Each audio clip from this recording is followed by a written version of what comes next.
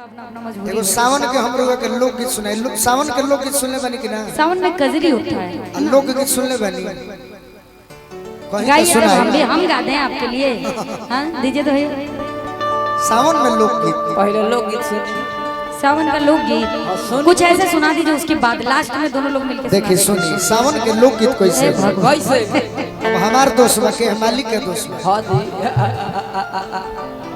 एक जानी को हर तरीके सखी ऐसा कि बिना रे सजनवा अरे सवाना चुभ चुभ करे ओरी चना बिना रे सजनवा चुभ चुभ करे ए बाबा लिखे के टाइम नहीं खे मिलो ज्योति जी मेहरारू कहतिया रिम झिम झिसी परे रही गए तुअरु भरे रिम झिम झिसी परे रही गए तुअरु भरे काहे की अरे पोरे पोरे टूटता बदाना चुभ चुभ करे ओरी चना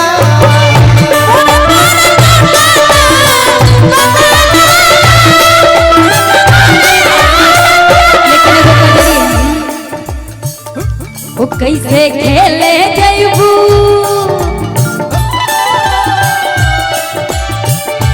वो कैसे खेले जैबू सावन में कजरिया कजरिया घेरिया नदी कैसे खेले जैबू सावन में कजरिया कजरिया घेरिया नदी घेरिया नदी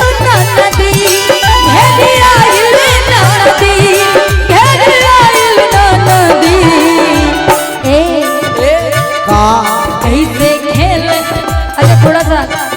एक बार वो आपका भाव बड़ा अच्छा लगता है। भाव दे देंगे तो बड़ा अच्छा लगेगा।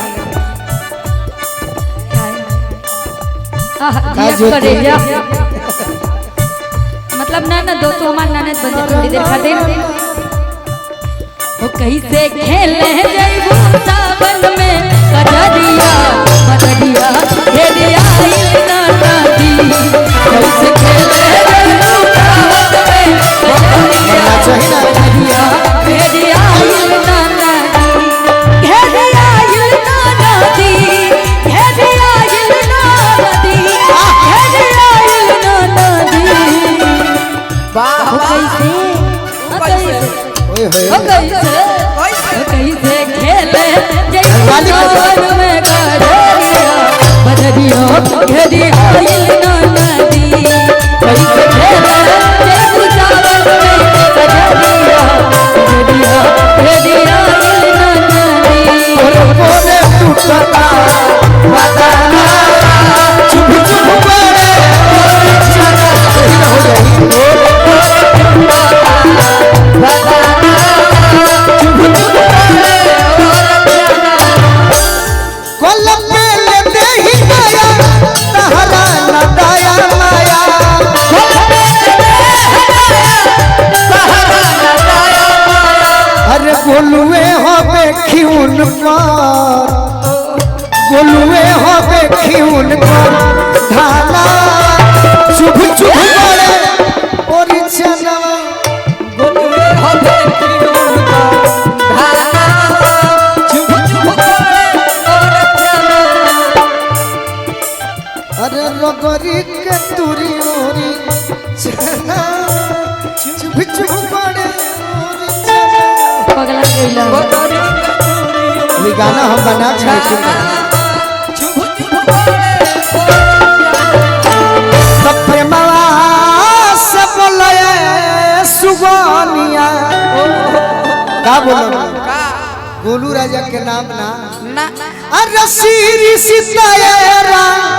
बोलो मत बोले सीरी सितारा बोलो मत बोले देखी ज्योति जी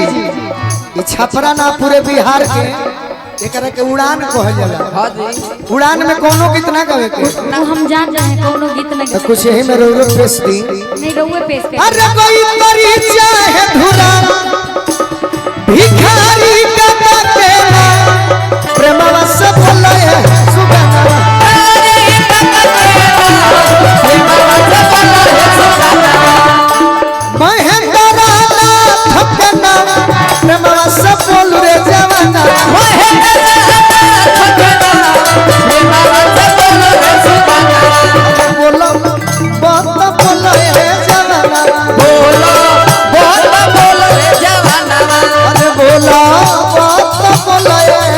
जवाना बोल हे जवाना अरे ऐसा सुंदर तनवा से हरि बोल बोल हो ऐसन सुंदर तनवा से